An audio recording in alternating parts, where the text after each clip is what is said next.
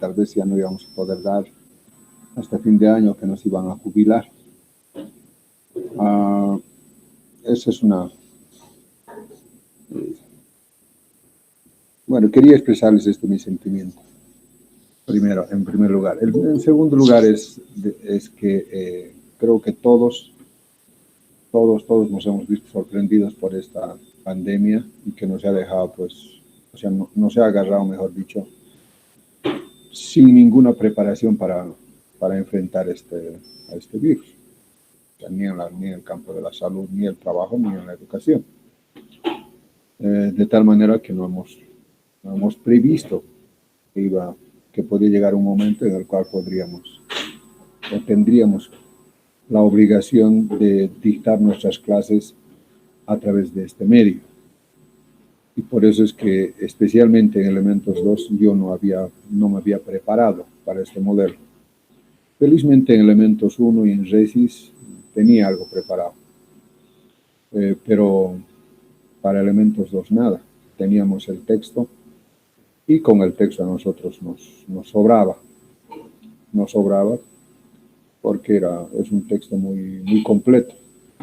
No he visto en ningún libro, ni siquiera en el Shigley, un abordaje tan a detalle de lo que son engranajes, de tal manera que realmente el texto es un texto muy bueno.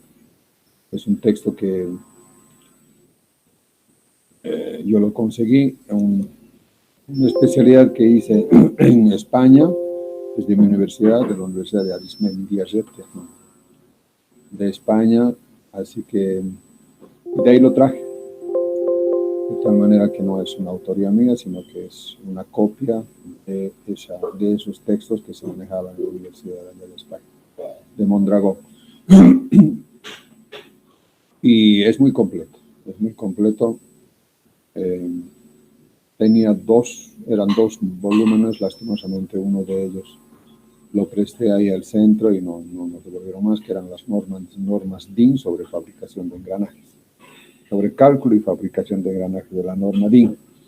No lo he podido conseguir nunca más, así que si alguien logra en algún momento tener una copia de ese texto que estaba en el centro y que alguien se llevó, y que yo también el texto que tenía presté a algún alumno y se perdió, sería un gran aporte para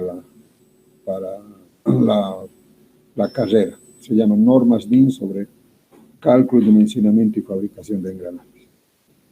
Bueno, dicho esto, entonces tenemos que ver un otro modelo de enseñanza-aprendizaje en cada una de las materias. Habíamos quedado en que para este semestre hubiéramos implementado un poco más la parte de fabricación, que es la mejor forma de aprender cualquier materia, cualquier asignatura. La mejor forma primero es aplicarla a un modelo teórico, es decir, a un caso específico de dimensionamiento de algún equipo, y luego fabricarlo, o sea, llevarlo a la práctica. Los tres aspectos hacen al ingeniero: teoría, aplicación y práctica. Fabricación, ¿no? Teoría, aplicación y fabricación. Eso es lo que hace el aprendizaje completo para un ingeniero. Estábamos haciendo, ya teníamos por lo menos unos 10, 15 años de andar por este modelo, tanto en Elementos 1 como en Elementos 2. En Elementos 1, más de 25 años ya de este modelo, que cada vez se estaba mejorando porque los chicos desarrollaban máquinas mucho más complejas, de mayor tecnología, y realmente era un orgullo, y además que era un orgullo para la facultad, para la universidad, y también una satisfacción muy grande para mí y seguramente para cada uno de los estudiantes, porque la formación era eran los mejores ingenieros formados en ingeniería mecánica y electromecánica en el país. Y nada que envidiar, y seguramente una a alta competencia a nivel de Latinoamérica. Estamos muy reconocidos por el modelo. Lastimosamente este modelo, este virus lo mandó al diablo. Ya no es más posible pretender fabricar máquinas. Seguramente vamos a hacer proyectos, pero no es lo mismo. Le falta una pata de la silla, que es la fabricación. Lo mismo con ustedes. Con ustedes era lo mismo, era la teoría, una buena base teórica a través de los exámenes orales, una buena base de práctica o aplicativa a través de los cálculos de dimensionamiento de cada uno de los engranajes y un aprendizaje en la fabricación de los engranajes. Es ahí donde se ve las limitaciones que se tiene en cuanto a la fabricación, los dispositivos con los que se cuenta en el país, los problemas con los que uno se enfrenta en el momento de la fabricación, limitaciones, etc. Agüita, por favor. De tal manera que esa parte, por lo menos por este semestre, no va a ser posible. De tal manera que la propuesta es la siguiente. Vamos a dar la parte teórica. Yo voy a explicar la parte teórica a través de este medio. Para eso he desarrollado algunas presentaciones para ir explicando cada uno de los temas. Y además vamos a ir aquí en la pizarrita para cualquier duda o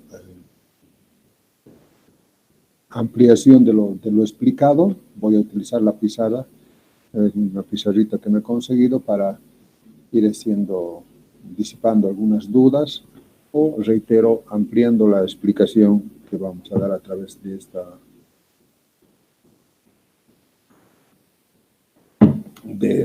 este método virtual, de las presentaciones. Bueno, eso lo vamos a ir desarrollando. Yo creo que vamos a terminar en 1 mes y medio, más o menos, toda la parte teórica y conceptual, y a partir del cual ustedes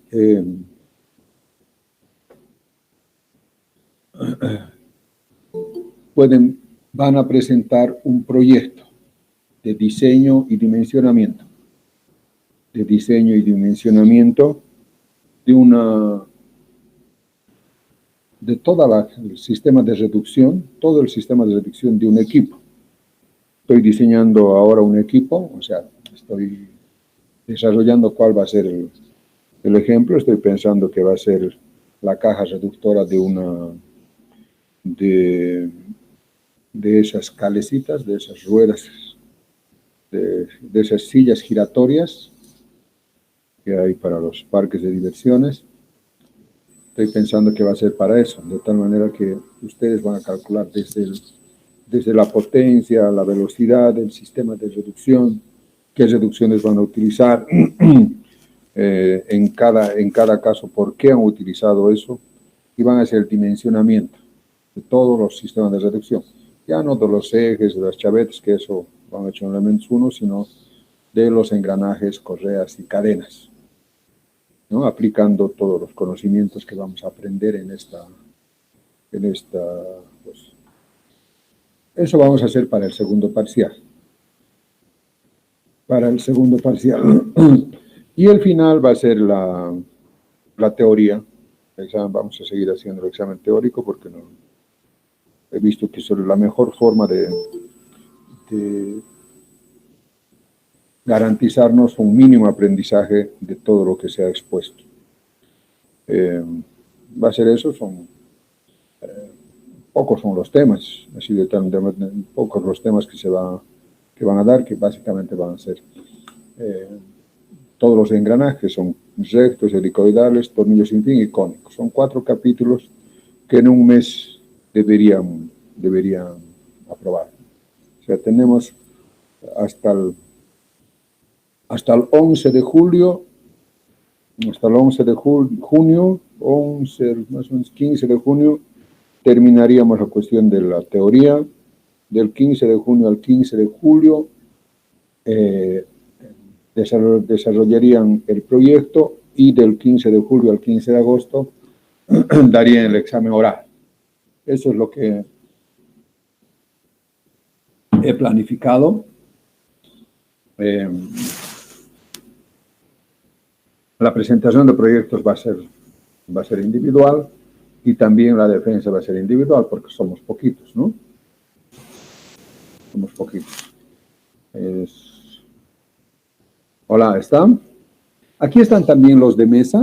¿Hay mesa en elementos 2? No, no hay mesa. No se puede inscribir en mesa, Inge, pero yo ya estoy repitiendo igual. Ya, y varios ahí están igual repitiendo. Por eso ya no van a fabricar, pero vamos a hacer el proyecto. Está bien, Inge. ¿Ya? Sí, por eso estamos repitiendo ya elementos 2. Que no hemos alcanzado a defender durante el semestre. Sí, por eso ya, pero igual para todos, ahorita yo no tengo forma de comprobar quiénes estaban, quiénes no estaban, así que todos van a hacer el proyecto. La condición para entrar al examen final es la presentación del proyecto, que básicamente va a ser cálculo y dimensionamiento. ¿Está? ¿Alguna pregunta?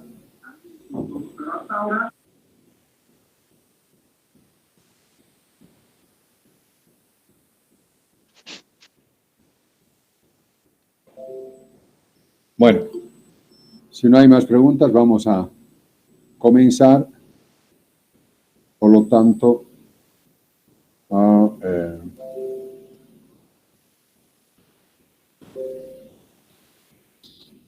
¿se ve? ¿Ven la presentación? Sí, Inge, se ve bien.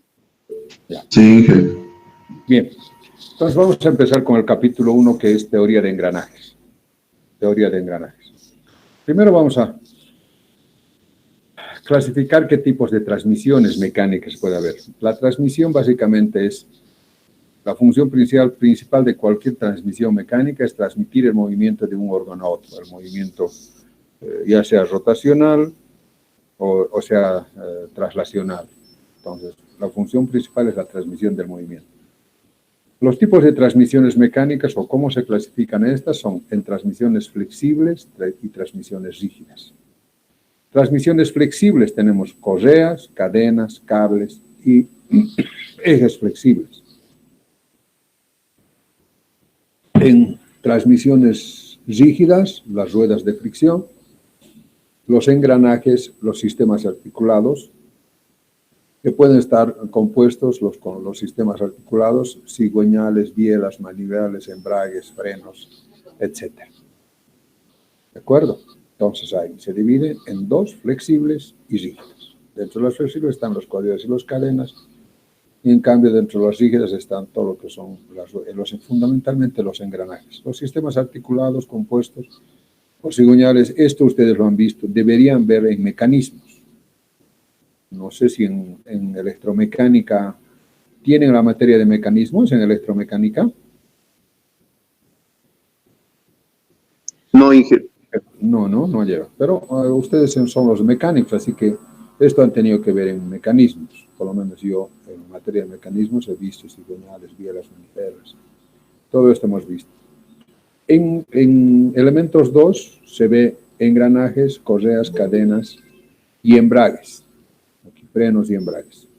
Estos dos. Esto más vamos a ver. Esto. Este es el contenido de elementos de máquinas 2. Pero correas y cadenas ya lo hemos visto en elementos 1. De tal manera que el examen oral sobre estos dos ya no va a haber, ya no va a ser. Porque simplemente esto lo que sí van es aplicar en el proyecto, el cálculo y dimensionamiento. Pero en el examen, reitero, ya no. Entonces el examen solamente va a ser sobre engranajes y frenos y embragues, sobre esos tres.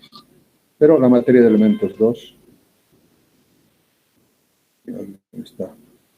me está pidiendo ingresar. Dicho, ¿me lo pueden admitir? ¿Alguien me lo puede admitir aquí? Siguen solicitando admitir, están llegando tarde. Bueno, aquí tenemos los más utilizados son las cadenas, las correas y los engranajes, ¿no? Las cadenas, las correas, diferentes tipos de correas, naturalmente diferentes tipos de cadenas, y también los engranajes que vamos a ver que son de diferentes formas y cumplen diferentes funciones. Vamos a ver un poco de ventajas y desventajas entre cada uno de estos, de cadenas, correas y engranajes. Las ventajas de las correas, habíamos visto en elementos 1, que permiten transmitir velocidad, permiten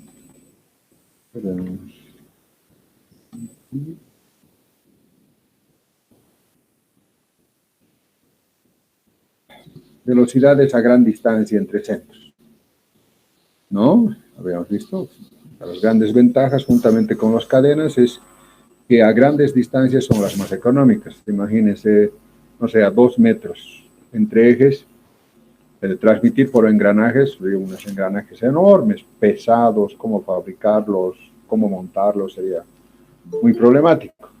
Entonces, a grandes distancias funcionan muy bien las correas y las cadenas.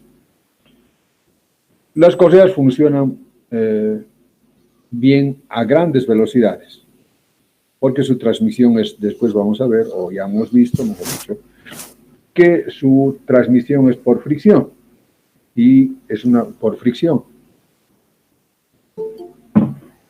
Y es por fricción, es dinámica, no es estática, porque siempre hay resbalamiento entre la correa y la polea,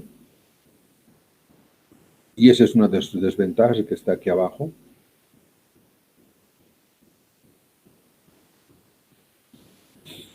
Que resbalan a bajas velocidades, además peligro de deslizamiento, asincronía, es decir, siempre está resbalando entre la correa y la polea, de tal manera que la transmisión es por coeficiente dinámico, y el coeficiente dinámico varía en función de la velocidad.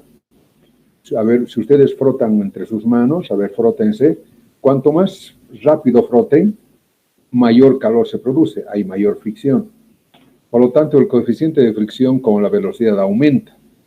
Y si aumenta, la posibilidad de resbalar es menor. Por lo tanto, las correas a altas velocidades funcionan muy bien, en cambio a bajas velocidades resbalan más. Por eso es una de sus ventajas que funcionan muy bien a altas velocidades, en cambio su desventaja es que resbalan a bajas velocidades. Bajo costo de inversión y mantenimiento, son los más baratos entre los 3 sistemas o entre los 3 elementos, correas, cadenas y engranajes. Las correas son las más baratas. ¿Qué desventajas tienen? Potencias moderadas. Lo más importante es que resbalan a bajas velocidades, les decía eso. Y el deslizamiento, la sincronía, es decir, la relación de velocidades entre este eje y este eje no es constante, va variando. Por eso es que no se pueden utilizar acá. Acá, en una correa normal, la relación de velocidades entre este eje no es constante. Por eso, cuando queremos que sean sincrónicos estos dos, quiere decir, por ejemplo, este punto coincide exactamente con este punto en cada vuelta, entonces tenemos que utilizar ya sea cadenas o como esto que serían correas dentadas. Pero las correas dentadas ya no tienen el principio de funcionamiento por fricción como es de las correas normales. Esto es por engranamiento. Es como por engranamiento, es como una cadena. Se agarran sus dientes, ¿verdad? Acá también las correas tienen dientes y se agarran acá a una polea que es dentada. Pero en general, las correas que transmiten por fricción no tienen sincronía. ¿Está claro? Por eso, por ejemplo, si este fuera el eje de levas y este el cigüeñal, nosotros requerimos que estos dos sean totalmente sincrónicos. Quiere decir que este punto exactamente coincide con este punto de la polea. En cada vuelta. Si requerimos eso, necesitamos utilizar o cadena o correa dentada. Antes, todos los camiones hasta hace unos 20, 30 años venían con cadenas. Hoy han ido desarrollando mejores materiales para correas, y todos los autos, bueno, no sé si todos, pero la gran mayoría de los autos ya vienen ahora con correas dentadas. Bien. Y tiene una vida útil limitada. En relación a los engranajes, tiene una vida útil limitada de 25.000 horas. En cambio, vamos a ver que los engranajes tienen una vida infinita. La transmisión por cadenas permite lo mismo que de las correas, a grandes distancias entre centros. La relación de velocidades es sincrónica. Quiere decir que este punto con este punto de la polea siempre van a coincidir. Funcionan bien a bajas velocidades. Al contrario de las correas funcionan bien a altas velocidades. A altas velocidades. Y en cambio las cadenas y las correas funcionaban bien a altas velocidades y mal a bajas velocidades. Se desgastaban. Por favor, bicho, ¿estás admitiendo? Sí. Ya. A altas velocidades funcionaban bien y a bajas resbalaban. Las cadenas, al contrario, a altas velocidades se desgastan muy rápidamente y a bajas velocidades funcionan muy bien. Si nos acordamos, una cadena tiene un eje, un rodillo y tiene un eslabón. Entonces, entre el eje y el rodillo todo el tiempo van girando el uno sobre el otro. En cada vuelta que aquí va girando el uno sobre el otro. Y eso produce desgaste entre el rodillo y el eje. De tal manera que esos desgastes mínimos de décimas, sumado a tantos eslabones, va alargando la cadena. Va alargando la cadena, de tal manera que después ya el paso de este no coincide con este y empieza a dañar a la catarina. Entonces, a altas velocidades, la fricción, habíamos dicho que la fricción aumenta con la velocidad. Entonces, a altas velocidades esta fricción va a aumentar y va a desgastar más rápidamente la relación entre el eje, el buje y el rodillo. Y eso va a disminuir la vida útil. En cambio, a bajas velocidades va a tener menor desgaste, por lo tanto, menos alargamiento. De tal manera que la desventaja es que a altas velocidades no funciona. Coste y mantenimiento intermedio entre cadenas y engranajes. Es más costoso que las correas, pero es menos costoso que los engranajes. Requieren lubricación, ¿no? Requieren lubricación, a diferencia de las correas, donde no se necesita lubricación. Tiene una duración de vida más limitada, de 16.000 horas, 15.000 a 16.000 horas, mucho menos incluso que las correas. Las correas tienen una duración, hemos dicho, de 25.000 horas, vemos acá, vida útil tenemos 25.000 horas. En cambio, las correas solamente tienen 16.000 horas.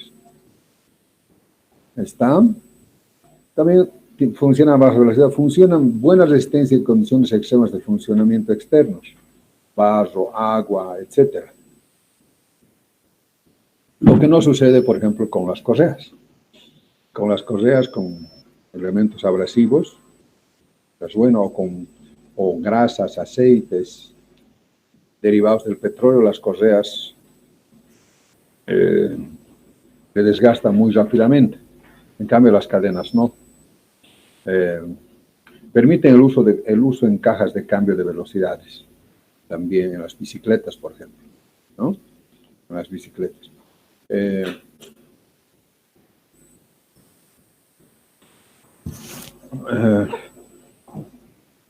un ejemplo de uso en las bicicletas y en las motos. En las bicicletas hemos visto que se utiliza porque son transmisión en distancias relativamente grandes entre el pedal y la rueda trasera, hay una distancia considerable. Fíjense, ahí podría ser engranaje, correa o cadena. Engranaje no puede ser, imagínate que unos engranajes tan grandes, sería muy pesada esa bicicleta. Correa, no podría ser, ¿por qué? Porque una bicicleta funciona a bajas velocidades. A bajas velocidades desbalaría mucho la correa, a pesar de que sería más barata que la cadena. Entonces, ¿qué viene ahí? Cabalito, cadena. Lo mismo en la moto. En la moto va en primera, como va en, no sé, en tercera, cuarta, quinta. Entonces, a bajas velocidades, en primera, por ejemplo, cuando uno está yendo despacito, resbalaría la correa. Resbalaría, por una parte. Y segundo es que una moto, especialmente las de cross, está sometido a tentas al barro, al agua, etcétera. Y además escapa aceite, está lleno de aceite. Una correa no aguantaría. Entonces, ¿qué conviene ahí? Cadena. ¿De acuerdo? ¿Alguna pregunta hasta acá?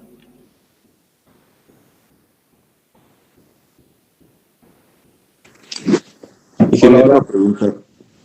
¿Hay alguna pregunta? ¿Hasta qué velocidad podemos considerar bajas velocidades? A ver, las velocidades más o menos, si tienen para apuntar ahí, apunten. Más o menos se hace así. Primero, o sea, bajísimas velocidades, o sea, velocidades muy bajas, abajo de 200 RPM. Abajo de 200 RPM se llama más o menos. No hay una bibliografía, nada está escrito, pero entre los ingenieros, después de años de experiencia, uno se da cuenta cuando es baja, media, alta velocidad. Bajas velocidades bajísimas, abajo de 200 RPM. Bajas velocidades más o menos entre 200 a los 500 hasta los 700 RPM.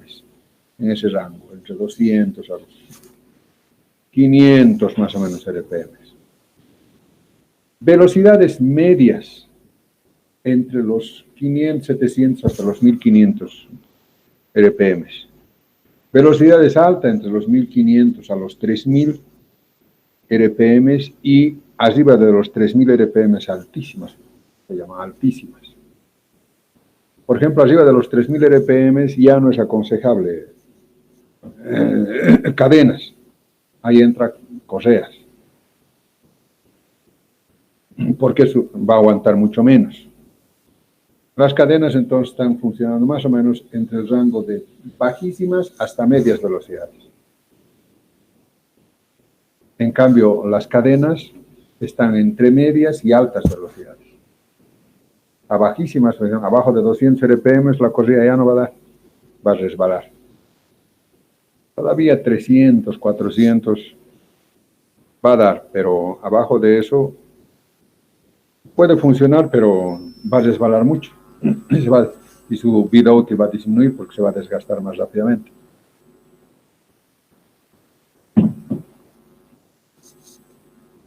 Hola. ¿Se entendió?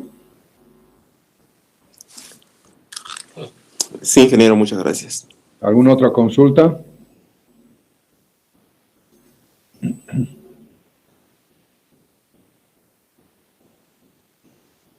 Bueno, entonces vamos a la transmisión por engranajes.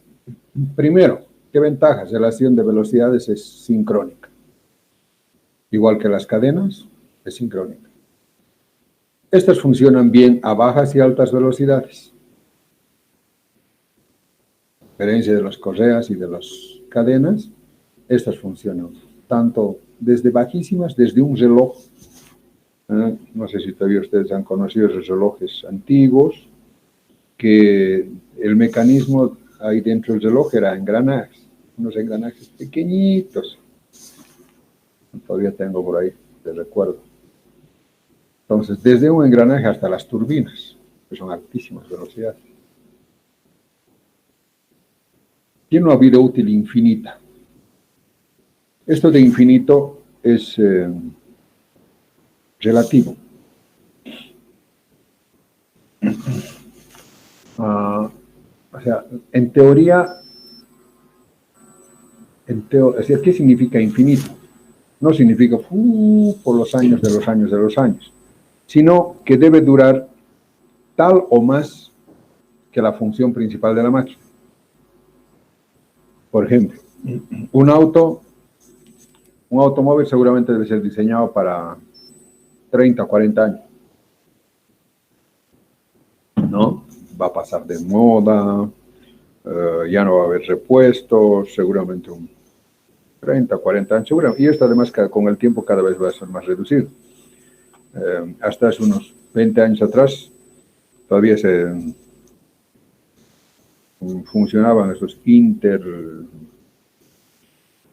había un Mack, había un Skodas, un montón de camiones que 50 años atrás habían sido fabricados y seguían funcionando. Hoy, cada vez el cambio tecnológico hace que las cosas duren cada vez menos. Fundamentalmente por obsolescencia. También en las computadoras especialmente uno ve eso, ¿no? Entonces, si mi producto va a durar en el mercado, va a durar 10 años, no vale la pena que yo diseñe y calcule los engranajes para que duren 100 años. Porque cuanto más duración de vida útil le dé a mi engranaje, mayores van a ser las dimensiones y mayor va a ser la resistencia de los materiales que yo voy a seleccionar. Entonces va a ser más costoso. Entonces la vida infinita hay que tomarlo relativa. Por ejemplo, supongamos que fuera una carretilla. En una carretilla no hay engranajes, pero si fuera una carretilla, su duración tendrá 5 años. Lo mismo que para un rodamiento, ¿no? ¿Se acuerdan que había una vida útil? Si para una carretilla, por ejemplo, voy a poner rodamiento, si la carretilla va a durar 5 años, no vale la pena que yo dimensione el rodamiento para 15 años de vida útil, me va a salir más caro. Tendrá que ser también para 5 años. ¿Se entendió? Hola. Sí, ingeniero, se entendió. Ya. Se usa en cajas de velocidades. Es el mejor elemento de máquina de transmisión de movimiento que se puede utilizar en cajas de cambios de velocidades, por ejemplo, para las motos, para los automóviles, camiones, etc. ¿No? Porque se puede desplazar acá en el eje y puede unirse este con esto. Bueno, acá no se ve, pero en otras cajas de reductoras sí se puede ver cómo se puede desplazar. Pues ya, yo quiero que no sé, lo que hemos visto, caja cuarta, quinta, sexta, ¿no? Que ven en los autos. Se puede transmitir entre ejes paralelos que se cruzan o que se cortan. Por ejemplo, entre estos dos, aquí está entrando, está acá, mediante este eje, y este eje está transmitiendo a este, que está a 90 grados, ¿no? A través de estos engranajes cónicos. Y este recién está transmitiendo. Aquí hay una reducción de velocidad entre estos ejes paralelos y aquí hay otra reducción entre estos dos ejes paralelos. Entonces aquí estamos viendo primero que hay una transmisión entre ejes que se cruzan, este eje con este eje, luego entre ejes paralelos. ¿Qué desventajas? Tiene mayor costo. Son más costosos que los engranajes, que las correas o que las cadenas. Especialmente por la fabricación y por los materiales que se utilizan, ¿no? La fabricación es mucho más compleja que fabricar los engranajes, las correas o las cadenas. Es un difícil montaje, hay que tener mucho más cuidado, especialmente en el alineamiento que debe haber entre los ejes. Requieren lubricación, pero son como las desventajas más importantes de un sistema de engranajes. Bueno, ¿cómo se clasifican los engranajes?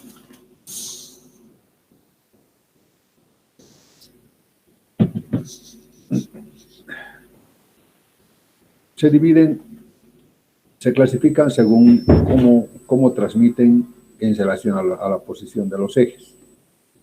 Tenemos en ejes paralelos, en ejes que se cortan y en ejes que se cruzan. Dentro de los ejes paralelos, un eje paralelo con otro, por ejemplo este es paralelo con este es paralelo con este. En esos tenemos los engranajes rectos, después vamos a ver por qué se llaman rectos, porque los dientes son paralelos al eje. Y los helicoidales, en las cuales el diente el perfil del diente sigue una figura evolvente, o sea, es inclinado en relación al eje. Y estos se pueden dividir los rectos en internos y en externos. Externos, como este caso, no sé si tendremos que ver, ahí está. Aquí tenemos los externos y acá tenemos los internos. ¿Qué ventaja tiene esta en relación de este? Es básicamente el ahorro de espacio. Este espacio para estos dos necesitamos un espacio mayor que en este. Hay algunos casos muy específicos, situaciones en las cuales se presenta que no tenemos más campo para poder colocar un eje acá, como en este caso. Entonces, podemos colocar internamente. Los helicoidales se dividen en simples, en dobles. Simples vamos a ver que está inclinado a un solo lado y dobles que tienen a ambos lados. De esqueleto de pescado también. Esto vamos a verlos en cada caso. Entonces, en ejes paralelos tenemos básicamente dos rectos y helicoidales. Aquí vamos a ver, no sé si acá. Aquí estos son helicoidales. Helicoidales inclinados. Estos también son inclinados. Vamos a ver si estos son los rectos. Estos son los rectos. Luego, tenemos entre ejes que se cortan, tenemos los cónicos, rectos. Vamos a ver que, al igual que los engranajes cilíndricos, hay rectos y hay helicoidales. Rectos es que son paralelos al eje. Y helicoidales son inclinados al eje. Los cónicos también hay rectos que son ahora paralelos al cono, algo así, y los cónicos helicoidales que forman una hélice, ¿no? Una hélice. Tenemos las de cerol, de corona y piñón cilíndricos, bueno, pues, ni las he conocido. Hay algunas cosas que acá no la hemos fabricado. Esta sí hemos fabricado. Ejes que se cruzan en el espacio. Hay los helicoidales cruzados. Aquí hay ejes paralelos, ejes que se cortan y ejes que se cruzan. Ejes que se cortan, ¿qué significa? Que hay la intersección, que el eje de giro de estos, de este engranaje con este engranaje, se cortan en un punto, ¿no? Después vamos a ver que puede ser esto interno o externo, al igual que acá en los rectos hay internos y externos, en los cónicos rectos también hay internos y hay externos. Pero en los cónicos siempre se cortan en un punto los ejes. Este eje con este eje se cortan en un punto, por eso dicen ejes que se cortan. En cambio, cuando se cruzan es que no se cortan, no se intersectan los ejes de giro de los dos ejes. Y entre esos tenemos los helicoidales cruzados. Después vamos a ver, pero aquí ya más o menos se ve que están cruzados, ya no son paralelos, sino que están inclinados. Este eje con este eje se cruzan. Puede ser a cualquier grado, puede ser a 90 grados, a 60, 40, lo que sea. Pero acá los ejes ya no son paralelos, sino que se cruzan, no se cortan. Los helicoidales. Luego de Sinfec, los espinoidales, o sea, algunos sistemas especiales de tipos de engranajes que, les reitero, hay algunos socios que no les he fabricado. Eso es, digamos, los hipoidales los espiroidales que se utilizan fundamentalmente en los cónicos, y estas que no la conozco. Bueno, esa es la clasificación de los... Y aquí está faltando también el sin fin. Aquí está. El tornillo sin fin, ¿no? Aquí está el tornillo sin fin. Estos dos son tornillos sin fin. Helicoidales cruzados, y aquí vamos a colocar este.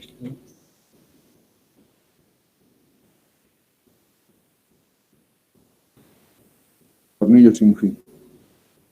Sin fin y corona.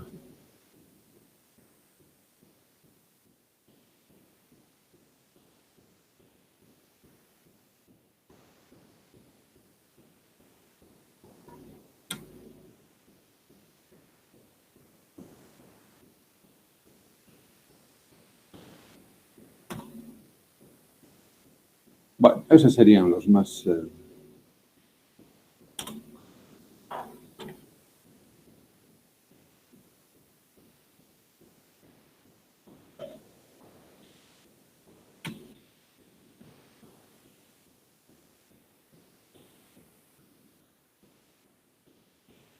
Así. Ahora está mejor. Tenemos los helicoidales cruzados, que les decía, esto. Tenemos el tornillo sin fin y corona, que no está presentado acá. Y que tenemos los cónicos hipoidales, que es una forma geométrica del diente que hace que no se crucen, no se corten, sino que se cruzan. Vamos a ver después en engranajes helicoidales, en engranajes cónicos. ¿De acuerdo? Bien, vamos a ver entonces los engranajes cilíndricos de dentado recto. ¿Qué ventajas tienen? Habíamos dicho en relación a las correas que tienen mayor rendimiento. Tienen menor costo que otros engranajes.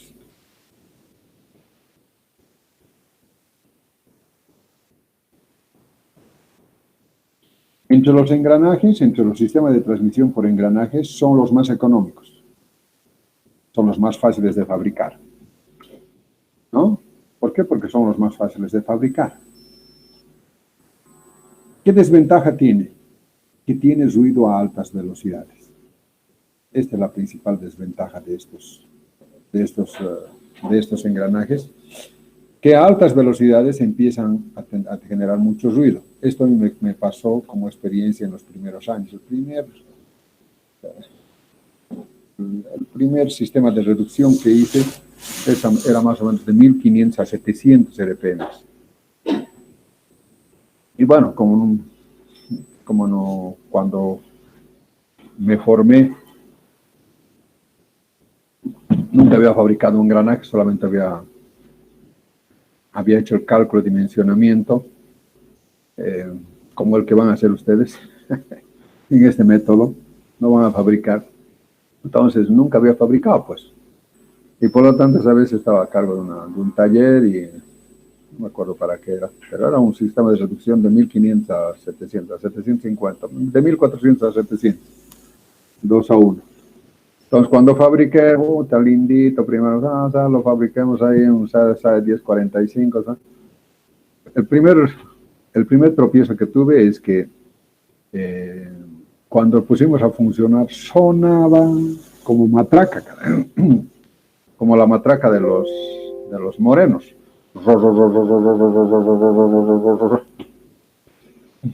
Es que en teoría, así como, y bien que me han preguntado, ¿cuándo eran bajas, medias y altas velocidades? Decían, los engranajes rectos son para medias y bajas velocidades.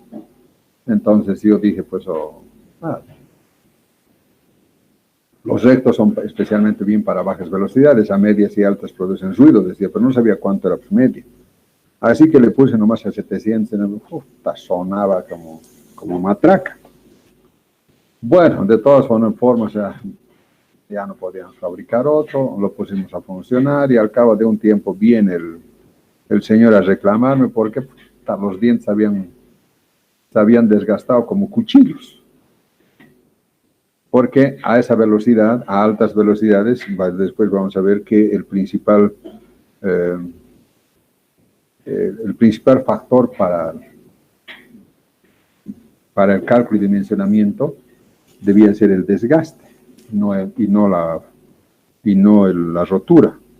Después vamos a ver que hay dos criterios de dimensionamiento de los dientes, de los engranajes, que tiene que ser uno con desgaste y otro con rotura, porque hay los dos, hay fricción y además hay flexión. Y cuanto mayor sea la velocidad, es más importante el desgaste que la rotura. Y por esa razón es que vamos a ver después que la mayoría, o sea, todos los engranajes deben ser o templados o cementados, para que tenga una resistencia importante al impacto, a las fuerzas de impacto, porque son fuerzas dinámicas de flexión, y para que tenga buena resistencia al desgaste. Yo no había hecho ninguno de esos. Yo no había hecho ni el cementado, ni el templado, no había hecho ninguno de esos. Había hecho el cálculo y dimensionamiento a la rotura nomás y soportaba muy bien. Estaba seguro que no se iban a romper los dientes, pero no había tomado en cuenta el dimensionamiento al desgaste. Estoy hablando del año 84. Estamos hablando de 40 años atrás. Se imaginarán cómo aprendimos en esas épocas. No teníamos las condiciones, no había bibliografía, era muy poca información. Así que aprendíamos pues mediante golpes de la vida. Y ahí ya me di cuenta que una de las desventajas de estos engranajes era que no funcionaban bien a altas velocidades. Por eso, fundamentalmente por el problema del ruido. Después vamos a ver que la fricción es común a todos los engranajes, pero por el ruido. De tal manera que, por lo tanto, esto hay que utilizar abajo de los 200 RPM. 200, 300 RPM hacia abajo, ahí a bajísimas velocidades, ni siquiera a bajas velocidades. Arriba de 300, 400 RPM ya empieza a generar ruido. ¿Está claro hasta acá? Hola. Sí, pues claro. Sí, está claro. Sí, ya está bien todo. Ya. Bueno, y se clasifica en externos, que son estos, y en internos. ¿Cuál es la ventaja de esto? Que ocupan menos espacio. Ahora bien, siempre se gira en sentidos opuestos. Si este gira así, el otro gira al otro lado. Esto es muy importante. En cambio, con las correas y las cadenas, el sentido de giro de los dos ejes tiene el mismo lado. Este gira así, el otro tiene que girar también al mismo lugar. Lo mismo que en las cadenas, ¿no? Gira en el mismo sentido. En cambio, con los engranajes, no. Al revés. Si este gira a la derecha, este tiene que girar a la izquierda. De tal manera, si tú quieres que los dos ejes tengan el mismo sentido de giro, tienes que colocar un loco. Para que este gire así, este gire a lo así, y el otro gire aquí a lo así.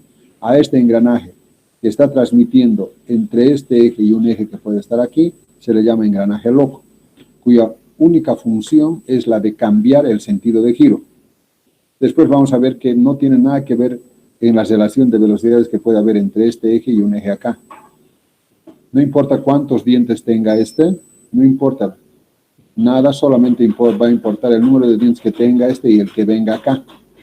Y esto de acá, un engranaje loco, puede tener cualquier número de dientes, porque lo único que sirve es para cambiar el sentido de giro. ¿Está claro? Lo que les voy a pedir es lo siguiente, ¿saben? Yo no les estoy mirando acá, no les estoy viendo, me estoy enfocando más a explicarles lo que he preparado a través de estas positivas.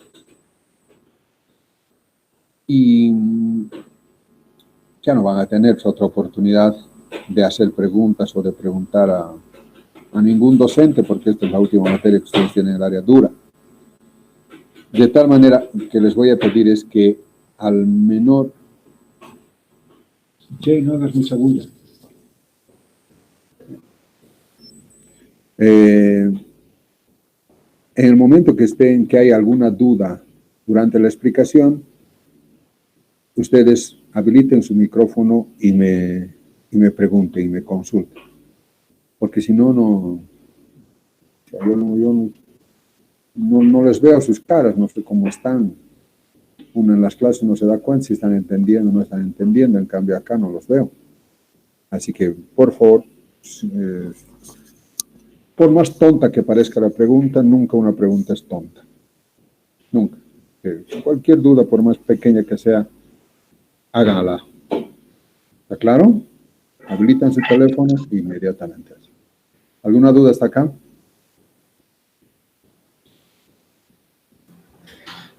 Por mi parte, no, Inge, todo está entendible. Entonces, esos son los engranajes rectos. Los helicoidales. Estos son los helicoidales. Aquí está. Este es el simple. Este es el engranaje simple. En el cual, fíjense, los dientes tienen una inclinación en relación al eje de giro. Están inclinados. En los rectos son paralelos. En los 6 se llaman rectos porque los dientes son paralelos al eje. Son paralelos al eje. En cambio, en los helicoidales no, son inclinados en relación al eje. Vamos a ver que se llama justamente ángulo de hélice. Hay un ángulo de hélice que va a variar en función de la velocidad. Bueno, vamos a ver que estos... Una de las ventajas que también está acá, una de las ventajas, vamos a ver acá, no generan fuerzas axiales.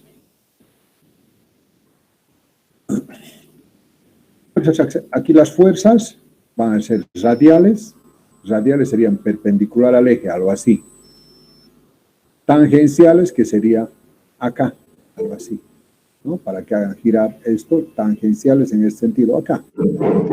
Los radiales serían algo así.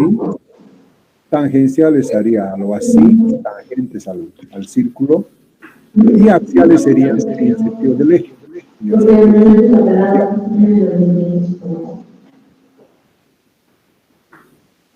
Entonces, las fuerzas, en los engranajes rectos solamente hay radiales, algo así, entre los ejes, y tangenciales, que son los que sirven para hacer girar a las ruedas. No generan fuerzas axiales, porque, fíjense, algo así no hay resistencia en el sentido del eje. En cambio, acá sí generan fuerzas axiales. Aquí hay radiales entre los ejes, tangenciales para hacer girar, y hay axiales que empujan el eje de manera axial. Y ustedes saben que los cojinetes, los rodamientos, lo que menos soportan son fuerzas axiales, si se acuerdan de eso. De tal manera que estos engranajes helicoidales, al generar fuerzas axiales, encarecen todo el sistema de reducción, porque los cojinetes que vamos a requerir, los rodamientos, van a ser más caros. ¿Está claro? Entonces, esa va a ser una de las desventajas. La ventaja es mayor capacidad de transmisión y menor ruido. Esta es la principal ventaja de los helicoidales. Los helicoidales generan menos ruido, pero como desventaja generan fuerzas axiales, lo que les decía, y tienen menor rendimiento. Vamos a ver por qué después, cuando estemos viendo específicamente los engranajes helicoidales, vamos a ver que el rendimiento va disminuyendo. ¿Por qué? Porque va a aumentar la fricción. Va a aumentar la fricción. Está claro, de tal manera que los helicoidales se van a utilizar, pues, para medianas, altas velocidades. Porque para bajas no conviene, para bajas velocidades no conviene, porque su rendimiento es menor y generan fuerzas axiales. Después vamos a ver que también hay el doble helicoidal, como este. ¿Cuándo se utiliza doble helicoidal? Si fíjense, tienen sentidos contrarios. Uno es algo así, el otro así. ¿Cuándo? Cuando las fuerzas axiales, como este también acá, ¿no? Tiene un sentido y este el otro sentido. Uno aquí y el otro algo así. ¿Por qué? A veces sucede que las fuerzas axiales son tan grandes, que encarecen demasiado a los cojinetes que vamos a seleccionar. Entonces, ¿qué se hace? Lo que se hace es montar en el mismo eje, en doble helicoidal, uno en un sentido y el otro en el sentido, de tal manera que la fuerza axial que producida por este lado se compense con la fuerza axial producida por este otro lado que va a ser contraria, de tal manera que entre ellos se anulen. ¿Está? Y el helicoidal cruzado, que es para, alguna vez se requiere, no entre ejes paralelos, estos son ejes paralelos, paralelos, paralelos. Y aquí son que se cruzan, por ejemplo acá 90 grados.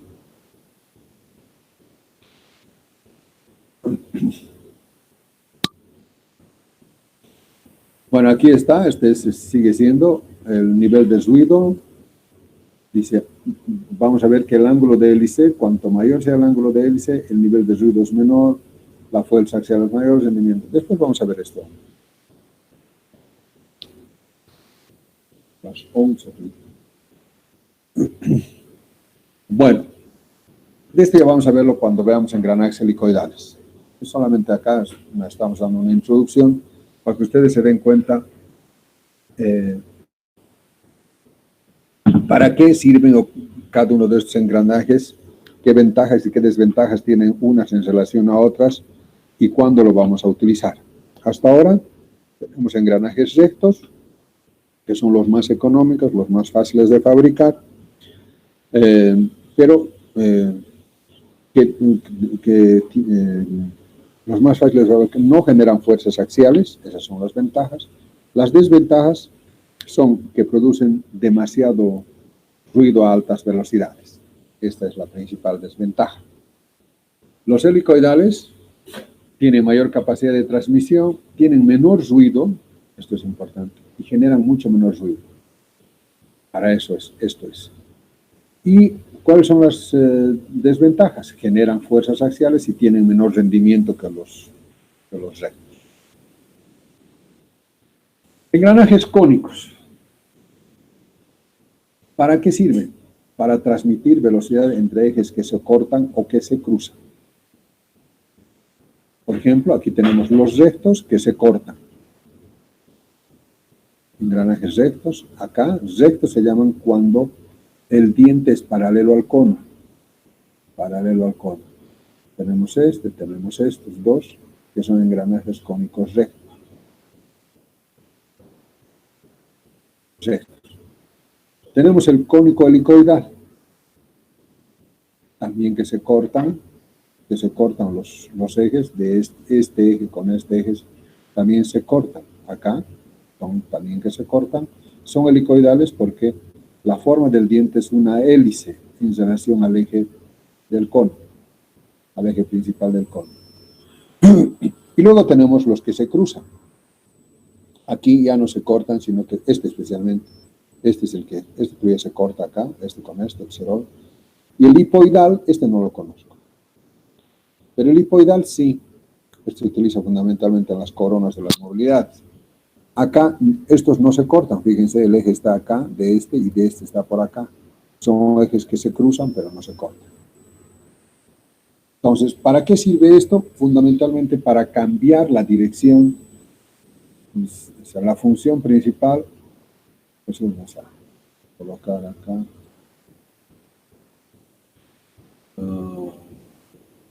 Insertar.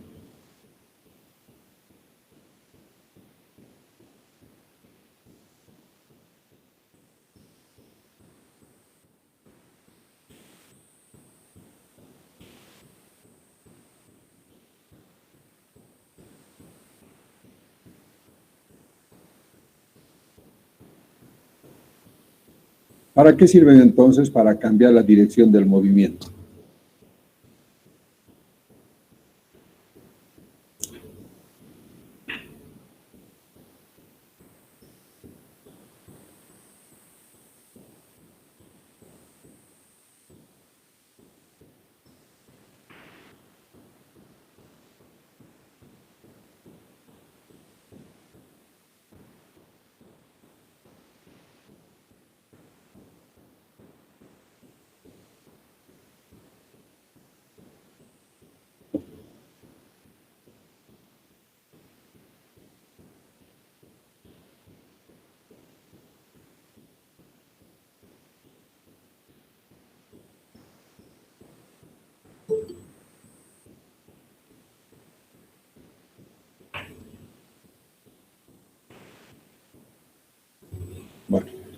Sirven entonces para cambiar la dirección del movimiento. Esto es el más importante, ¿no? Entre ejes ya sea que se cortan o que se cruzan.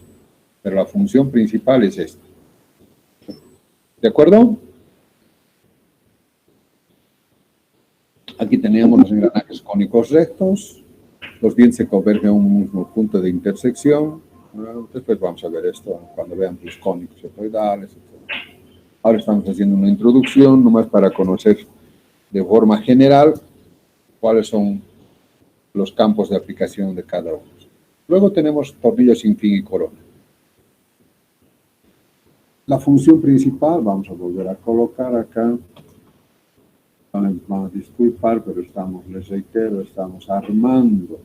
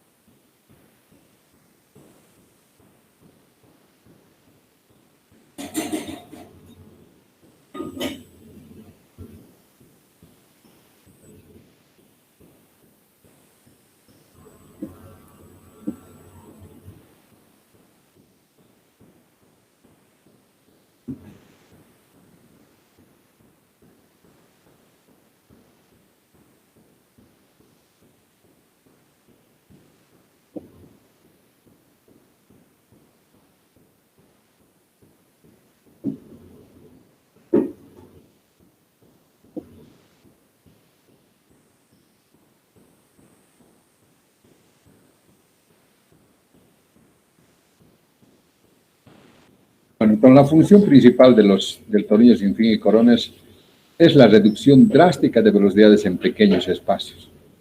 Aquí vamos a poner un ejemplo de 1 en 10.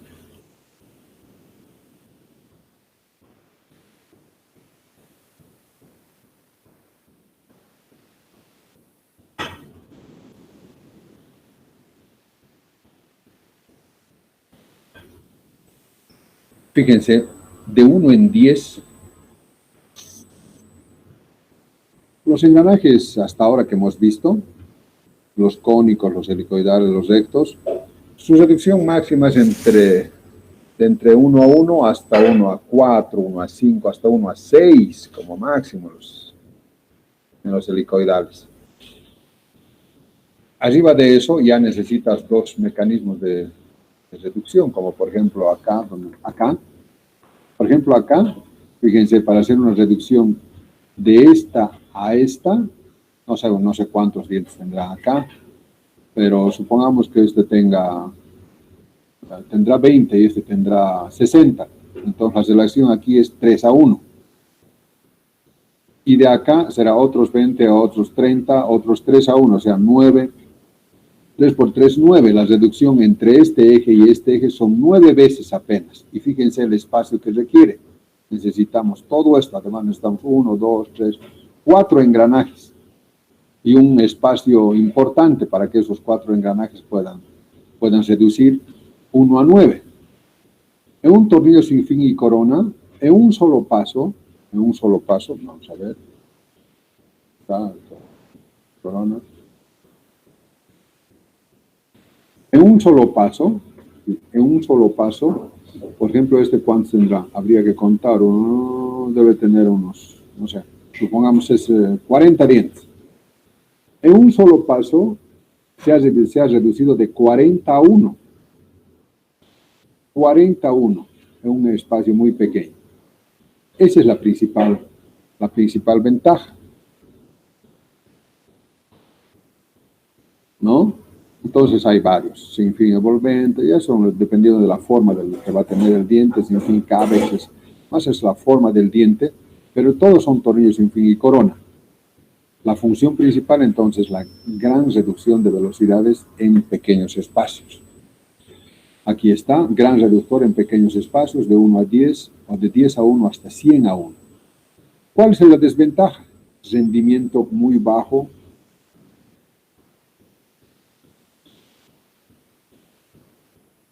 Su rendimiento es muy bajo. O sea, si bien tiene esta ventaja, que nos da una enorme ventaja en cuanto a costos, en cuanto a espacios de funcionamiento, pero ¿qué desventaja tiene?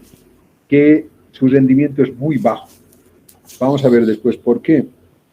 Porque en teoría en los engranajes rectos, la transmisión se hace por rodadura. ¿Se acuerdan de los tipos de coeficientes de rozamientos que hay?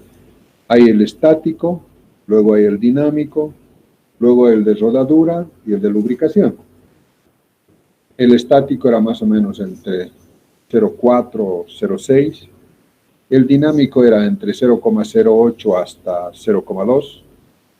El de rodadura ya era centésimas, 0,02 de rodadura, ruedan el uno sobre el otro. Y el dinámico era del orden de las micras. Hemos hecho el hidráulico. En teoría, en los engranajes cilíndricos de dientes rectos, toda la transmisión se hace por rodadura. Después vamos a ver que no, que siempre hay un poco de rodadura, o sea, hay rodadura y hay un poco de deslizamiento en los engranajes rectos. Vamos a volver acá, esta es la ventaja de tener también. Acá vamos a ver que entre los dientes ruedan el uno sobre el otro.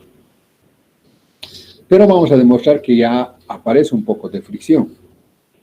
Aparece un flujo de fricción, de tal manera que más o menos el rendimiento de estos, vamos a colocar el mayor rendimiento, 96 a 98%. Más o menos el rendimiento de estos es 96 y 98%. En los engranajes helicoidales ya estamos hablando del 84 al 86%. Quiere decir que aquí el deslizamiento ya va aumentando. Va aumentando el deslizamiento y el rendimiento va a ir bajando, porque la rodadura va disminuyendo y el deslizamiento va aumentando. En los cónicos es lo mismo, vamos a ver que es lo mismo. En el tornillo sin fin y corona, su rendimiento es mucho menor. ¿Dónde está? Rendimiento muy bajo.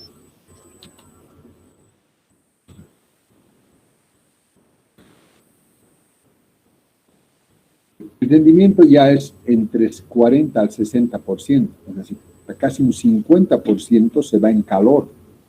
Por eso genera mucho calor. Porque casi toda la transmisión se realiza por deslizamiento. Ya no hay rodadura. Entonces, esa es la principal desventaja. Por eso es que su uso se limita a aquellos lugares donde tenemos poco espacio y tenemos la necesidad de una gran reductor de velocidad. Bueno, los planetarios, que son estos es un sistema de planetarios donde tenemos acá el eje que está ingresando, esto por ejemplo en los automóviles, en las coronas. Los engranajes interiores está compuesto por un sistema, una combinación de engranajes exteriores, este con estos son exteriores y esto con este otro son interiores. Son impulsados por un piñón. Requieren menor espacio, mayor área de contacto, mayor capacidad de torque. Mantienen el sentido de la velocidad angular. Esto es importante. O sea, Cuando nosotros, si este gira así, estos también van a girar en el mismo sentido. El taller se realiza mediante amortajadores de generación, esto no. En el país no tenemos esto. Por lo menos yo no he tenido la oportunidad de conocer, es probable que haya en Santa Cruz, o que tal vez acá hay alguna empresa haya hecho, pero hasta hace unos 10 años atrás, en las empresas que visitábamos para la fabricación de engranajes, no había una que esté fabricando engranajes interiores. Bueno, la cremallera. Hasta ahora hemos visto siempre transmisión de movimiento rotacional entre ejes. Entre ejes, ¿no? Rotacional entre ejes. En este caso, rotación, rotación. Acá, rotación, rotación. Pero hay veces que necesitamos cambiar la rotación a traslación. A traslación. En ese caso se llama engranaje cremallera. Este es el engranaje, que puede ser un engranaje recto o helicoidal, y esta es la cremallera. Entonces estamos básicamente cambiando un movimiento rotacional en un movimiento traslacional. Por ejemplo, ustedes van a ver hay algunas puertas que se deslizan a través de engranajes cremalleras, ¿no? También en los automóviles, para la dirección, ¿no? Para aquí entra para hacer girar, y esto impulsa a las ruedas a que gire hacia un lado o hacia otro. ¿No? Dices a veces, la cremallera ya está gastada, es que esta cremallera se ha gastado. Ya está empezando a sonar. Entonces, un uso también de los engranajes es para transformar el movimiento de rotación en movimiento lineal. Algo así. Y luego tenemos el engranaje loco que les había dicho. El engranaje loco, que básicamente consiste en un engranaje que se coloca para invertir el sentido de giro. Por ejemplo, entre este eje y este eje, a este es el engranaje loco, que lo único que está haciendo es cambiar el sentido de giro. Si este gira así y este gira al otro lado. Entonces ambos van a tener el mismo sentido de giro. ¿Está claro hasta acá? Sí, Inge, está claro. Ya. Vamos a hacer un descanso de unos 15, 10, 9 y media. Tenemos a las 10 menos cuarto la otra clase, ¿no? Sí. Sí.